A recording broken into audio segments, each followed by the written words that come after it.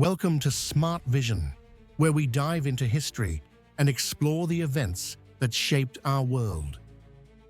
Once the world's second superpower, the Soviet Union seemed unbreakable. It had the Red Army, nuclear weapons, a vast territory, and global influence. So why did it collapse so suddenly in 1991? In this video, we break down the complex causes behind the fall of the USSR, step by step.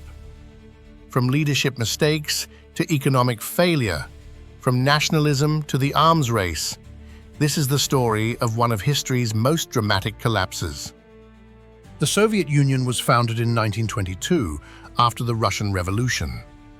Under leaders like Lenin and Stalin, it became a communist state with a centrally planned economy.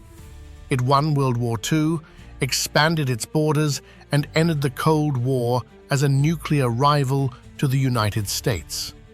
But beneath the surface, cracks were forming. The Soviet model worked for heavy industry and war, but not for consumer goods or innovation. By the 1970s and 80s, the Soviet economy was in serious trouble. The government controlled all prices and production, but it led to shortages, inefficiency, and a lack of motivation. People stood in lines for basic goods. Corruption was everywhere. There was little innovation because failure was punished, not learned from. Meanwhile, the USSR spent billions on the military and space race. In 1985, Mikhail Gorbachev became the Soviet leader. He realized the USSR needed change. He introduced two major reforms: perestroika, economic restructuring; glasnost, political openness. People were finally allowed to speak freely, criticize the government, and access outside information. Good intentions, but bad timing. Instead of saving the USSR, these reforms unleashed chaos. The Soviet Union was made up of 15 republics. Under glasnost, old ethnic tensions re-emerged.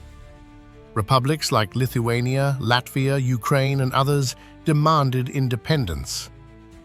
Nationalism spread like wildfire. For the first time, people no longer felt loyalty to Moscow. They wanted freedom, and they were willing to fight for it. During this time, the US was applying pressure. President Reagan launched the Star Wars missile defense program and increased defense spending. The USSR tried to keep up and bankrupted itself in the process. The Cold War arms race drained Soviet resources. They couldn't match American technology or economic power. In 1991, hardline communists attempted a coup against Gorbachev. It failed, but it showed the world how weak the system had become. Soon after, Boris Yeltsin became the new leader of Russia. On December 25, 1991, Gorbachev resigned. The red Soviet flag was lowered for the last time. The USSR was no more. 15 new countries were born. The Cold War had ended. The Soviet Union collapsed due to a mix of economic failure, political reform, rising nationalism, and Cold War pressure. It teaches us a powerful lesson. No empire, no matter how strong, can survive without adapting to the needs of its people.